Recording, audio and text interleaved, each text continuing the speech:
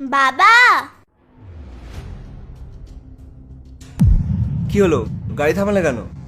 Sir, ওই যে রিক আসছে। রিক, বাবা, তুই পেছন দিয়ে ঘুরে এসে গাড়িতে বস।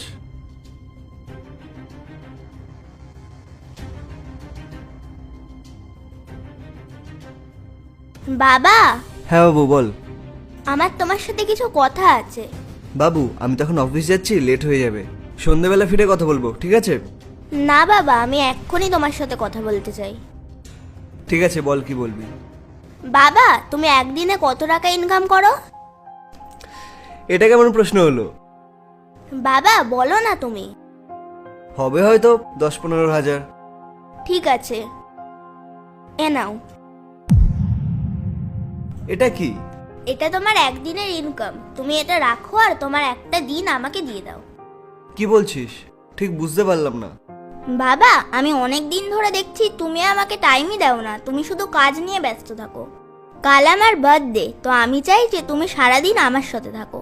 এখন তুমি যাও, তুমি সন্ধ্যাবেলা ফিরলে আমি তোমার সাথে কথা বলবো।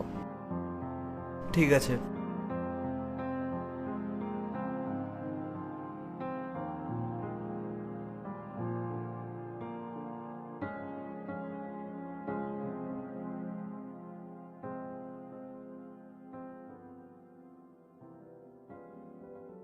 স্যার, আমার আপনার সাথে কিছু কথা আছে। হ্যাঁ, আসো বসো।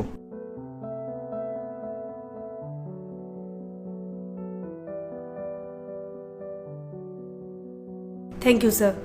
স্যার, আমি বলছিলাম যে কাল থেকে দুদিন আমি অফিসে আসতে পারবো না। কেন, কি হয়েছে? বাড়িতে সব ঠিক আছে তো? কোনো প্রবলেম হয়নি তো? হ্যাঁ স্যার, সব ঠিক আছে, কিন্তু আমি সকালে যখন অফিসের জন্য বেরোচ্ছিলাম, আমার মেয়ে আমাকে বলল, আমার লাঞ্চটা দিয়ে দাও, লেট হয়ে যাচ্ছে আমার। মা, এনো তোমার একদিনের স্যালারি। এটা তুই কি বলছিস? আরে টাকা তুই কোথায় পেলি? মা, তুমি সারাদিন বাড়ির বাইরে থাকো, তারপর বাড়ি এসে ক্লান্ত হয়ে শুয়ে পড়ো। তুমি কখনো আমার সাথে একটু সময় কাটাও না। এই জন্য তোমাকে আমি একদিনের স্যালারি দিচ্ছি, যাতে তুমি তোমার একদিন আমাকে দিয়ে দাও।